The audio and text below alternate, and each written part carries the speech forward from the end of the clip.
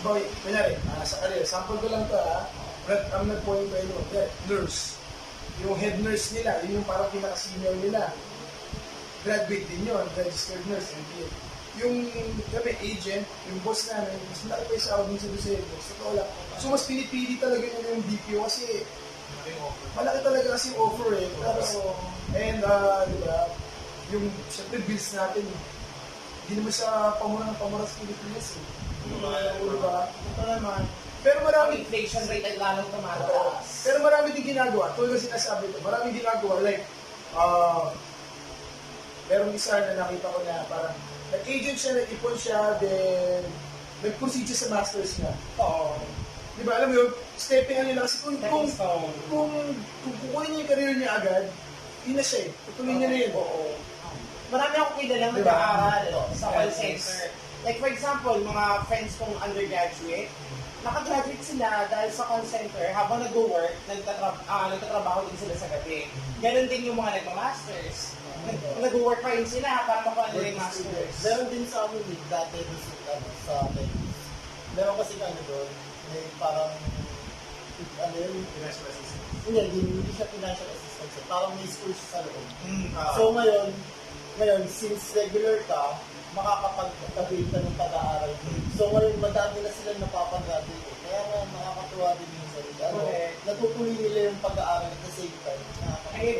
At saka may mga kilala ako, let's say, nurse, registered nurse, yung ginagawa nila, habang nag-aantay ng result ng, let's say, yung licensure exam nila, mag-call center muna. Okay naman habang nag-aantay na makuha yung visa nila gawin yung Canada, mag-call center muna. Ganon din sa mga kilala kong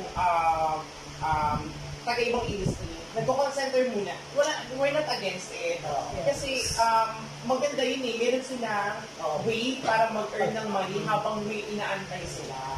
May fallback sila, kumbaga. Yes. And ako engineers ang may two teammates who were May mga engineer. So, isipin nila lang na pasok nila is after mag-out nila ng 8:30, papasok sila rin sa 9, diretso ng 9. Inuwi na sila ng bahay 5 in the morning. 5 in the afternoon. So, hindi lang oras nila tulog sila isipin yun. Okay. Well, Grabe sa condition. pag sinabi nga nila, di ba, sasabi nila minsan, ito, real talk na, sinasabi nila na pambobo yan, pang hindi nakatapos, Pambobo talaga. Hindi, ganun talaga eh, ganun yan. Hindi ba ganun sila mag-rant sa Ganun sila mag-rant. social media. Okay, miss. Ako, ito hindi ka naman tulad this is just a story. I have this friend na nag-apply siya, graduate siya, pag nagkukwento kami ng English, inaasar na ako sila, mali-mali namin siya ng English ko.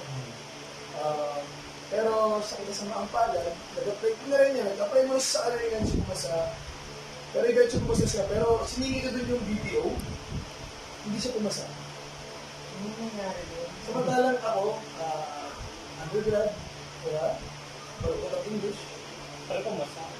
pero isang apply ko lang, first time ko mag-apply, sabi.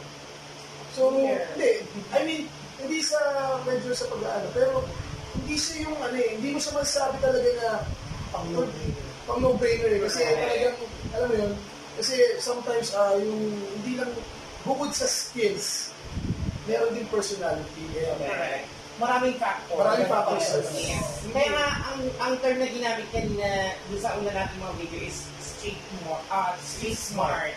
Kasi nga, dapat well-rounded ka. Hindi ka lang magaling mag-English. Dapat, again, may personality ka. Dapat may skills ka. Like, for example, yung like what we tackled earlier, kapag gaming ang account, kailangan mayroon kang background sa games. Kung ang account mo ay dating, let's say for example, medical, ang account mo, dapat, healthcare, dapat may medical background ka din. May financial background ka din. So, hindi sila nagtatanggap dahil lang katanggap-tanggap ka. Naghahanap sila ng mga qualification. And depende rin yan kung magkano sa sahurin mo. Kasi mas mahirap yung account, mas malaki yung sahod. Mas malaki ang sahod, mas mahirap ang trabaho. Ang mayroon kasi sa perspective ng tao, ang iniisip lang nila kasi lagi, sumasagot lang tayo. Pala na Yun ang perspective. Mayroon mga BPO na hindi sila nag-accept ng undergrad. Kung kasi sinabi nila, if financial ina-accept nila is may bago ka sa finance, financial management, kailangan may degree ka din. Oo. Kasi ang sahod doon hindi din biro. Oo, malaki. Pero ang pagsagot mo sa telepono, ang makakausap mo hindi din biro. Oo, correct. Totoo yan. Medical, may friend ako ng medical, dati siyang nurse sa ibang bansa. To change career lang, kasi nga medyo umay lang. Nag-apply ngayon. Ang training nila is 4 months. Diba? Medical yan. Medical. Pumunta naman na regular na. Diba? Ganun yun. Tapos, upon sa 4 months na yun, hindi mo pa sigurado kung tatanggal ka. Kaya sa training, may mga natatanggal. Kasi nga, para tayo, sa training kasi para tayo nag-aral ulit. Na everyday may bagong topic, everyday kailangan ma-absorb mo lahat yun, and everyday may assessment. And once you fail those assessments, hindi ka papasa. Minsan, pwede mangyari, let's say, kung maraming account yung company, pwede ka nilang ilipat ang account. Mag-email ka na naman yung Most likely magiging flow. Yes. Pero ang isa pong mahirap sa video, para sa video, kada undergo ka sa training, tapos saba ka agad sa work. Sa amin walang consideration kahit bago ka. Pag mali ka, ay nako. Ano ka, abutin mo talaga. Totoo yan, walang consideration. Yung doon sa ibang work na, bago pa kasi yun. Sa amin wala. Kahit first day mo yun, kung sorry sa word, kung tatanga-tanga ka talaga, aabuti ka talaga. Correct. Meron ako na-experience kasama ko sa training dati, umiyak siya sa call niya. Kasi, good yung customer niya. So, first timer siya. And sabi nga ni AJ, walang pinipili yung mga customer na yan. Makachamba ka kasi kahit first timer ka or season ka ng call center agent, may mga times makakahanap ka ng katapat. Correct. And yun talaga, napahugul-gul talaga siya. At sabi niya, I think this is not the job for me. Parang kasing feeling niya na ano siya, nilaliit siya. Yung feeling niya talaga na down siya. So, kung madali itong trabaho na to, emotionally, nakakasira siya. Kanina utak lang pinag-usapan sa amin. Pero pati emotion. Diba? Tinitira nila tayo. Minsan may marinig ka na, I will sue you. You're so stupid. Isipin mo yung gumagana sa akin. Puta, kasi stress. Physical, kasi body clock. Hindi namin emotional lang na. Kasi ano-anong mura matatanggap mo, hindi lang makasalanan. Hindi mo kasalanan. Tapos minsan, may nagkamali ka na, pati sa boss mo, aabuti ka sa TL mo, na minsan, alam mo, mas matanda ka pa sa TL mo, aabuti ka pa ng, ano mo yun, di ba? So, mahirap. So, sa amin, bawal talaga yung, alam mo, not for the big cuts talaga sa amin. I agree. Sobrang, ang itong trabaho na ito ay hindi para sa lead card. Kailangan talaga dito confident ka, prepared ka. Correct. At saka, every time na mag-a-apply ka ng bagong trabaho, you need to unlearn everything. Hindi pong, let's say, nanggaling ka sa 4 years na trabaho, and mag-a-apply ka ng panibago, you need to unlearn everything. Sabi nga nung dating trainer, you need to learn to unlearn. Yes, I agree. And kung pag nangyari yun, dapat i-unlearn mo talaga kasi nga, kailangan yung... Kasi bago na eh. Kasi dapat yung bucket mo, yung brain mo, empty siya para pag nagpasok ka ng bagong information, ma-absorb mo talaga. At ako din ko lang. Sabi nga nila, you have to start the clean slate. Yes, I agree. Tapos yung, hindi mo pwedeng sabihin na 4 years kasi ako dito sa kumpanya ito eh. So dapat alam ko na to. Dapat alam ko na. No, you don't do that. Yes, I agree. Kasi, kung nanggaling tayo support, pero nilagay ka sa Medicare, ako, yung com skills pa gamit mo, pero yung knowledge, Saka pag yun ang pinagmababa mo sa bago, mas malaki expectations sa'yo. I agree. Yeah. Kasi alam na nilang nanggaling ka na sa ibang call center. So, ang iisipin nila, expect nila, mas may mas may edge ka Extra sa sa kanila. mga newbie. Correct. At saka malamang sa malamang nag-demand ka kasi nun sa Oo. So, last words from you, EJ. Sa amin lang, para sa mga people who judge our job, try nyo. Tsaka be informed na hindi lahat ng tao doon, mapa-agent or operations, kung iba, kung supports or HR, hindi lahat doon pumasok lang doon para lang dahil kumita. Marami doon na ay, Passion nila yun.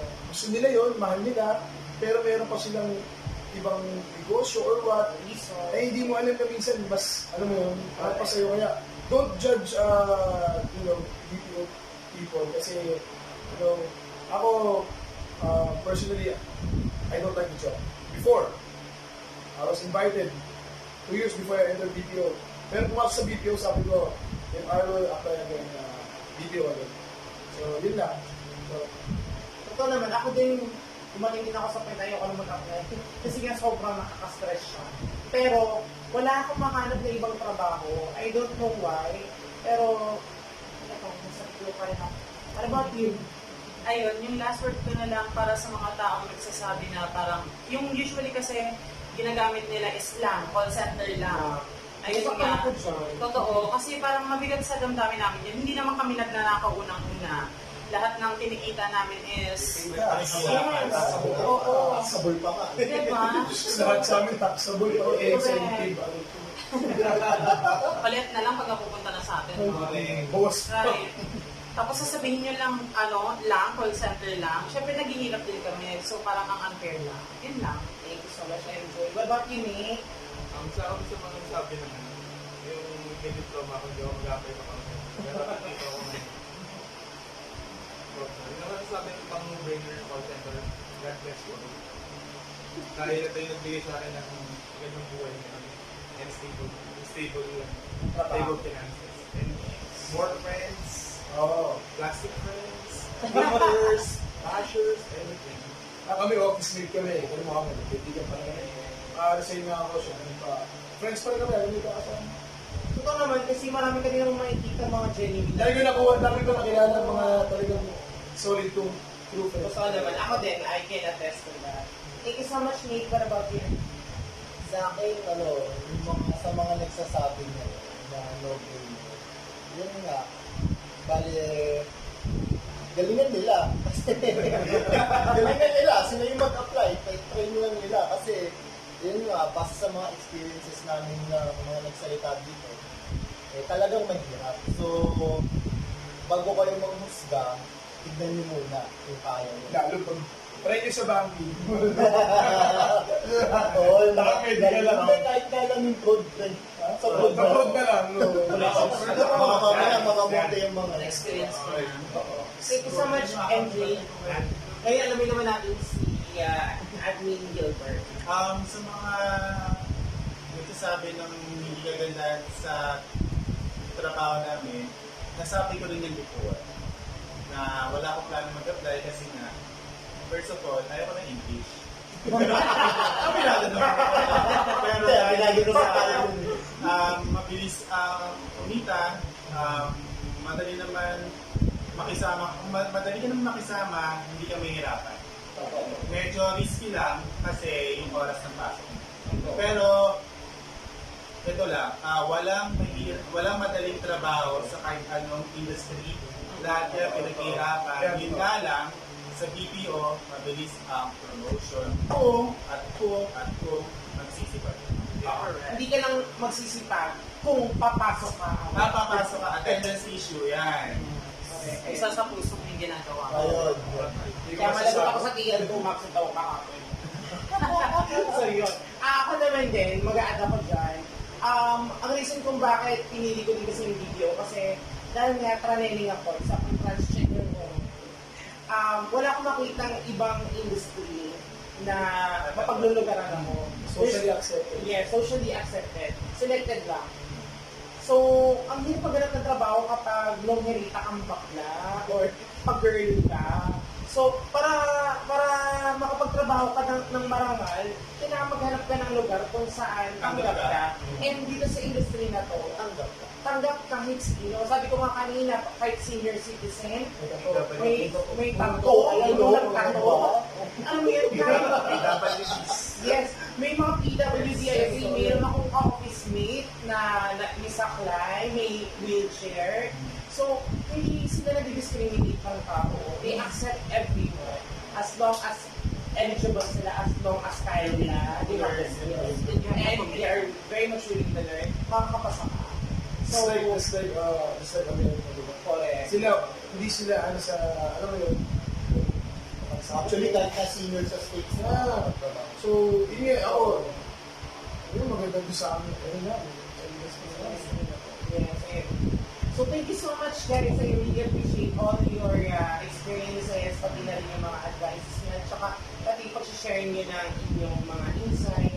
So hopefully guys, nakatulong ko sa inyo. And don't forget to share and subscribe to our YouTube channel. Just search Buhay Call Center Agent. Also follow us on Instagram, that is at BCCA2016, and search Buhay Call Center Agent on Facebook. So thank you guys for joining me, and we're now signing off. Bye-bye. Bye!